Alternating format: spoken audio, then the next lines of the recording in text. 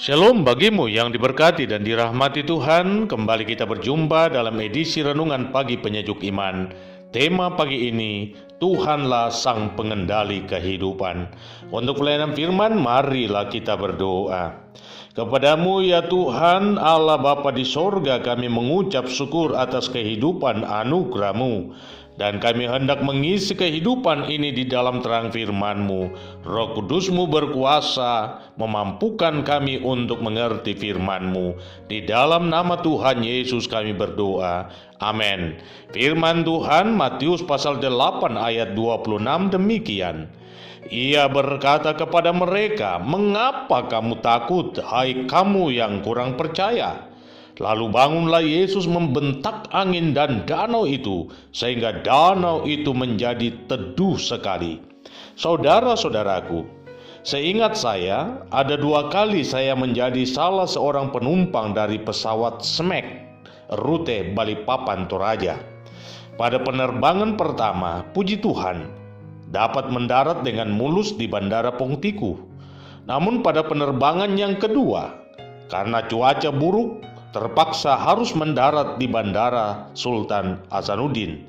Pesawat ini sangat kecil, tidak lebih dari 10 penumpang.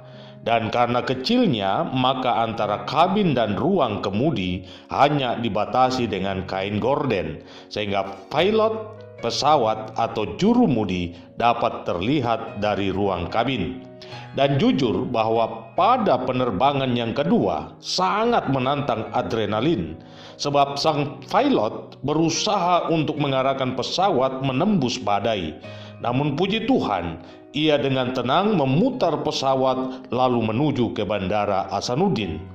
Memang kami hanya beberapa orang saja dalam pesawat, namun ada 2 orang yang nampaknya sangat ketakutan dan panik ketika pesawat mengalami turbulensi atau goncangan.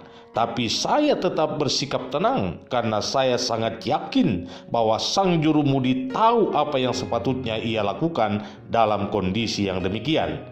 Karena saya duduk dekat pintu masuk ruang kemudi, saya dapat melihat raut wajah si jurumudi begitu tenang mengendalikan pesawat. Tidak ada sedikit pun kepanikan nampak di wajahnya, malah terdengar ia bersenandung.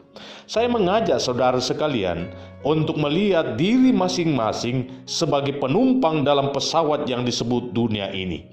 Dan jujur kita harus akui bahwa dalam kurun waktu penerbangan yang kita jalani, tak terhitung goncangan yang dialami oleh pesawat dunia ini. Bahkan untuk konteks sekarang, pesawat dunia ini mengalami goncangan yang sangat dahsyat akibat badai yang disebut pandemi virus corona. Kurang lebih 11 bulan, pesawat dunia ini terus digoncangkan olehnya, dan belum ada sedikit pun tanda-tanda akan berakhir. Karena itu, wajar jikalau begitu banyak manusia yang menjadi bagian dari penumpang pesawat dunia ini menjadi takut bahkan mengalami kepanikan. Dan tidak sedikit pula anak-anak Tuhan yang menjadi bagian dari kepanikan itu. Hari ini kita mau belajar dari pengalaman para murid, di mana perahu mereka mengalami badai dan gelombang yang begitu dahsyat. Tetapi saya sendiri bertanya, mengapa mereka begitu panik, padahal mereka adalah para nelayan yang tentunya pernah mengalami peristiwa yang sama? Pada akhirnya saya berkesimpulan bahwa memang peristiwa yang sedang mereka alami pastilah jauh lebih dahsyat daripada peristiwa di masa lalu. Dan mereka semakin panik ketika mengetahui bahwa Tuhan Yesus yang ada bersama dengan mereka justru tertidur pulas tanpa sedikit pun terusik oleh goncangan yang maha dahsyat dari perahu yang mereka tumpangi. Ketika Yesus terbangun, bukannya ia langsung menghardik badai dan gelombang, tetapi justru menghardik dan menelanjangi kekurang percayaan para murid. Bagi saya, sesungguhnya ada pesan yang harus mereka sambut ketika mereka menjumpai Yesus tertidur. Harusnya hati mereka jadi tenang ketika melihat kenyataan itu, sebab Yesus sendiri tidak terusik dengan gelombang dan badai yang terjadi. Artinya apa?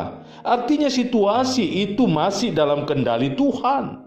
Dan benar bahwa setelah Yesus menghardik kekurangpercayaan para murid, ia kemudian membentak angin dan danau sehingga danau itu menjadi teduh sekali. Dan saat melihat kenyataan itu, para murid pun bertanya, "Orang apakah dia ini? Sehingga angin dan danau pun taat kepadanya." Dan jujur saudara-saudara, kita harus akui bahwa karakter para murid seringkali mewarnai perjalanan hidup kita. Karena itu saya hendak tegaskan hal ini kepada Anda.